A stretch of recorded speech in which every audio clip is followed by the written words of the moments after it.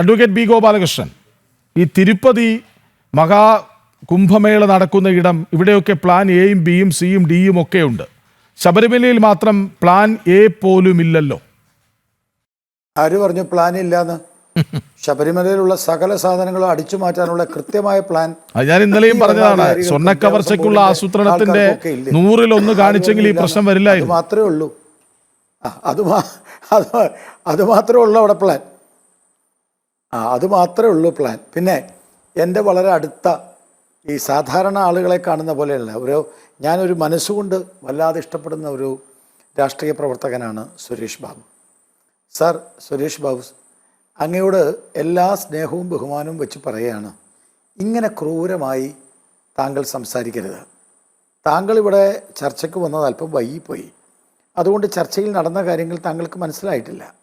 അതുകൊണ്ടാണ് താങ്കൾ ഇലക്ട്രിസിറ്റി ബില്ലിൻ്റെ കാര്യമൊക്കെ പറഞ്ഞത്. ചർച്ചയിൽ പറഞ്ഞത് അതല്ല. പോട്ടെ. പക്ഷെ താങ്കൾ പറയുന്നു ജയകുമാർ അദ്ദേഹത്തിൻ്റെ നേതൃത്വത്തിൽ അവലോകന യോഗം കഴിയാത്തത് കൊണ്ടാണ് അദ്ദേഹം അങ്ങനെ പറഞ്ഞതെന്നാണ്. സാർ, താങ്കൾ മനസ്സിലാക്കാത്ത കാര്യമാണ്, അല്ലെങ്കിൽ താങ്കൾ കുറച്ചു കാലമായിട്ട് കേരളത്തിലില്ല എന്നുണ്ടെങ്കിൽ അങ്ങനെ പറഞ്ഞാൽ മതി. അറിയാത്ത കാര്യം പറയരുത്. ഞാൻ ഉത്രം നാളിൽ, ഈ അയ്യപ്പൻ്റെ തിരുനാളായിട്ടുള്ള ഉത്രം നാളിൽ ശബരിമലയിൽ വർഷങ്ങളായി പോയിക്കൊണ്ടിരിക്കുന്ന ആളാണ്. ഞാൻ ഈ മണ്ഡലകാലത്ത് ശബരിമലയിൽ പോയിക്കൊണ്ടിരുന്ന, ജീവിതത്തിൽ ഓർമ്മ വെച്ച കാലം മുതൽ ഇന്നുവരെ ശബരിമലയിൽ എല്ലാ വർഷവും ദർശനം നടത്തിക്കൊണ്ടിരിക്കുന്ന ഒരാളാണ് ഞാൻ. വർഷങ്ങളായിട്ട് ഞാൻ മണ്ഡലകാലത്തിൽ പോകാറില്ല. കാരണം മണ്ഡലകാലത്തെ ദുരനുഭവങ്ങളാണ് അതിന് കാരണം. ശബരിമലയിൽ പോയിട്ട് മാറാരോഗം പിടിച്ചു വരാൻ പാടില്ലല്ലോ. ഇടിയും ചവിട്ടും തൊഴുത്തും ഒന്നും കൊണ്ട് വരാൻ എനിക്ക് താല്പര്യമില്ല. ഒരു സ്റ്റാമ്പേഡ് ഉണ്ടാവാത്തത് പുല്ലുമേട്ടിലുണ്ടായി, പമ്പയിലുണ്ടായി. ഈ കഴിഞ്ഞ ദിവസം അവിടെ ഒരു സ്റ്റാമ്പേഡ് ഉണ്ടാവാതെ പോയത് ഭഗവാന്റെ അനുഗ്രഹം കൊണ്ട് മാത്രമാണ്. അങ്ങ് പറഞ്ഞല്ലോ ഈ പുതിയ പ്രസിഡന്റ് അദ്ദേഹത്തിൻ്റെ അവലോകന യോഗം നടത്താത്തത് കൊണ്ടാണെന്ന്. സാർ, ഇന്നലെയാണ് കക്കൂസ് വൃത്തിയാക്കാൻ 200 പേരെ കൊണ്ടുവന്നത് തമിഴ്നാട്ടിൽ നിന്ന്. അങ്ങനെയാണോ ചെയ്യേണ്ടത്? അത് ചെയ്യേണ്ട ഒരു വിശുദ്ധ പശു പ്രശാന്ത് എന്ന് പറഞ്ഞവൻ, ഈ കൊള്ളയും ഈ സ്വർണ്ണ തട്ടിപ്പൊക്കെ നടത്തുമ്പോൾ ഞാനെല്ലാം ശരിയാക്കുമെന്ന് പറഞ്ഞവൻ, ആഗോള സംഗമം നടത്തി അയ്യപ്പന്മാരെ AC കൊണ്ടിരുത്തി ഇവിടെ തിക്കും തിരക്കും നിയന്ത്രിക്കാൻ പുതിയ പദ്ധതികൾ കൊണ്ടുവന്നവൻ, അയാളല്ലേ ഇതൊക്കെ ചെയ്യേണ്ടിയിരുന്നത്? ഈ മനുഷ്യൻ കഴിഞ്ഞ ദിവസം വന്നിട്ടേ ഉള്ളൂ. ഒരു ശബരിമല സീസൺ എന്ന് പറഞ്ഞാൽ വൃശ്ചികം 1 ഒരു പ്രത്യേക ദിവസം പൊട്ടിമുളച്ചതല്ല സർ. ശബരിമലയിലേക്ക് വരുന്ന അയ്യപ്പന്മാർ, ഞാൻ നേരത്തെ പറഞ്ഞതാ, മൃഗങ്ങളോ മാടുകളോ അല്ല സർ. അവർ കല്ലും മുള്ളും കാലിക്കും എത്തേ എന്ന് പറഞ്ഞ് വരുന്നത് കൊണ്ട് അവർ കക്കുസി പോകണ്ട, അവർ വെള്ളവും കുടിക്കണ്ട, അവർക്ക് വിരിയും വെക്കണ്ട, അവരെങ്ങനെയെങ്കിലും പൊയ്ക്കോട്ടെ എന്ന് പറയുന്നത് മര്യാദകേടാണ്. മിസ്റ്റർ സുരേഷ് ബാബു സാർ, അങ്ങയോടുള്ള സ്നേഹം കൊണ്ടും ബഹുമാനം കൊണ്ടും ഞാൻ ഇത്ര പറഞ്ഞ് നിർത്തുക. അത് മര്യാദകേടാണ് പറയുന്നത്. മനസ്സിലായോ? മനുഷ്യരാണ്, മൃഗങ്ങളല്ല. തോന്നിയ സ്ഥലത്ത് കക്കൂസ പോകാൻ പറ്റുമോ? മനുഷ്യന് വെള്ളം കൊടുക്കട്ടെ. ഉത്രം നാളിൽ പോയതാ ഞാൻ. ഈ തിരക്കിൻ്റെ 10-1 പോലും തിരക്കില്ലാത്ത ദിവസമാണ് ഉത്രം നാൾ എന്ന് പറഞ്ഞാൽ ഏതാണ്ട് ഒരു 1.5 മാസം മുമ്പ്. ആ ഉത്രം നാളിൽ പോയി എനിക്ക് കുടിവെള്ളം കിട്ടിയിട്ടില്ല. നിങ്ങൾ മനസ്സിലാക്കണം. ഞാൻ അവിടുത്തെ പ്രധാനപ്പെട്ട ആളുകൾ എന്ന നിലയിൽ എനിക്ക് വളരെ വേണ്ടപ്പെട്ട ആളുകളോട് ചോദിച്ചിട്ട് ഒരു മുറി തരണം, ഒരു ദിവസം ഒന്ന് തൊഴണം, ഒരു മുറി തരണം എന്ന് പറഞ്ഞ് ഞാൻ ശബരിമലയിലെ വളരെ പ്രധാനപ്പെട്ട ചില ആളുകളോട് നേരത്തെ സംസാരിച്ച് ബുക്ക് ചെയ്തിട്ട്, നല്ല മുറി ഗോപാലകൃഷ്ണൻ തരാമെന്ന് പറഞ്ഞ് തന്ന മുറിയുണ്ടല്ലോ, നിങ്ങൾക്കറിയോ? ആ മുറിയിൽ കയറിയിട്ട് മനുഷ്യന്മാർക്ക് ആ മുറിയിൽ ഒരു ദിവസം രാത്രി തങ്ങാൻ പറ്റില്ല. നാറ്റമടിച്ച്, മാലിന്യത്തിൻ്റെ കക്കൂസ് നാറ്റമടിച്ച് അവിടെ കിടക്കാൻ പറ്റില്ല, അതിനുള്ളിൽ ഇരിക്കാൻ പറ്റില്ല. കുറേ പുല്ലുപായ തന്നിട്ടുണ്ട്. ആ പുല്ലുപായലൊക്കെ മൂട്ടയും പാറ്റയും.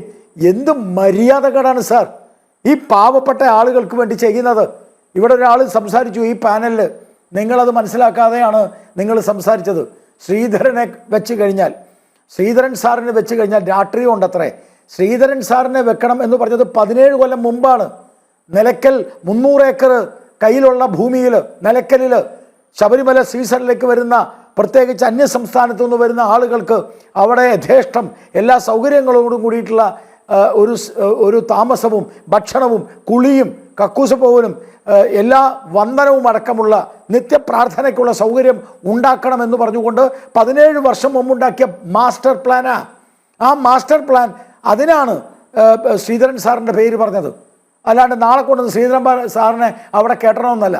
അപ്പോഴും കൊണ്ടുവന്നു രാഷ്ട്രീയം. നിങ്ങൾ രാഷ്ട്രീയം മാറ്റി വെക്ക്. കഴിഞ്ഞ കുറേ കൊല്ലമായിട്ട് അങ്ങ് സംസാരിച്ചത് എൻ്റെ കയ്യിലുണ്ട്. അങ്ങ് കോൺഗ്രസ്സുകാരനായിരുന്ന കാലഘട്ടത്തിൽ, അങ്ങിപ്പോൾ NCP ആയിട്ട് ഇടതുപക്ഷത്തിൻ്റെ കൂടെ കൂടിയത് ഈ അടുത്ത കാലത്താണല്ലോ. അങ്ങ് കോൺഗ്രസ് ആയിരുന്ന കാലഘട്ടത്തിൽ ഞാനും അങ്ങയും ഒരുമിച്ച് ഈ ചാനൽ ചർച്ചയിൽ പങ്കെടുത്തിട്ടുണ്ട്. അന്ന് ശബരിമലയിൽ ഇടതുപക്ഷ സർക്കാർ, അച്യുതാനന്ദൻ്റെ സർക്കാർ ശബരിമലയിൽ ചെയ്ത തോന്നിവാസത്തെക്കുറിച്ച് അങ്ങ് പറഞ്ഞിട്ടുണ്ട്, ഞാനും സാറും ഒരുമിച്ച് പറഞ്ഞിട്ടുണ്ട്. ഇപ്പം രാഷ്ട്രീയ പാർട്ടിയുടെ എന്താ പറയുക, മുഖം മൂടിയെടുത്ത് അണിഞ്ഞിട്ട് അവിടെ ഒരു കുഴപ്പമില്ലെന്ന് പറഞ്ഞാൽ, ഒന്നുകിൽ സുരേഷ് ബാബു സാർ താങ്കൾ അന്ധനാണ്, അല്ലെങ്കിൽ സുരേഷ് ബാബു സാർ താങ്കൾ രാഷ്ട്രീയത്തിന് വേണ്ടി വിലപേശുകയാണ്. ഇങ്ങനത്തെ സമീപനം ഇത്തരം ചർച്ചകളിൽ എടുക്കരുത്. ഞാൻ TP സെൻകുമാർ സാർ പറഞ്ഞതുമായി ബന്ധപ്പെട്ടിട്ടൊരു കാര്യം പറയുകയാണ്. പണം മാത്രം ലക്ഷ്യം വെച്ചുകൊണ്ട് അയ്യപ്പനെ വരെ കൊള്ളയടിക്കുന്ന ഈ വർഗങ്ങൾ, ഈ ഭരണകൂട വർഗങ്ങൾ, അവർ ഈ മതം മാറ്റ ലോബിയുടെ ബിനാമികളാണോ എന്ന് സംശയിക്കേണ്ടിയിരിക്കുന്നു. ആന്ധ്രയിൽ നിന്നും തമിഴ്നാട്ടിലും നിന്നും വരുന്ന അയ്യപ്പന്മാരെ ഇനി വരാതിരിക്കാൻ വേണ്ടി മതം മാറ്റ ലോബിയുടെ ബിനാമികളായി അവരുടെ കയ്യിൽ നിന്ന് ഫണ്ട് മേടിച്ച് ശബരിമലയെ തകർക്കാനുള്ള ശ്രമമാണോ ഇവർ നടത്തുന്നത് എന്ന് ന്യായമായും ഞാൻ സംശയിക്കുകയാണ്. അത് വളരെ വളരെ പ്രധാനപ്പെട്ടൊരു കാര്യമാണ്. അതുപോലെ ഒരു കാര്യം കൂടി, TP സെൻകുമാർ സാർ, താങ്കൾ പറഞ്ഞു പാസിംഗ് ഔട്ട് കഴിഞ്ഞ ഒരാളെ കൊണ്ടുവരാൻ പാടില്ല. ഞാൻ നേരിട്ട് പറയാൻ ആഗ്രഹിക്കുന്നു, പാസിംഗ് പരേഡ് കഴിഞ്ഞ പുതിയതായിട്ട് ഒരു ലോ ആൻഡ് സിറ്റുവേഷനിൽ പോകാത്ത ആളുകൾ ഇന്ന് ശബരിമലയിലുണ്ട്. എനിക്ക് നേരിട്ടറിയാം. ഞാനുമായി ബന്ധപ്പെടുന്ന ചില ആളുകളാണ്. ഞാൻ അവരുടെ പേര് പറയുന്നില്ല. വലിയ ഒരു ക്രിമിനൽ പദ്ധതി, ഒരു ഗൂഢാലോചന ശബരിമലയെ. ആ സംശയങ്ങൾക്ക് ഒപ്പം മറ്റൊരു മറുപടി കൂടി വേണം ശ്രീ TP സെൻകുമാർ.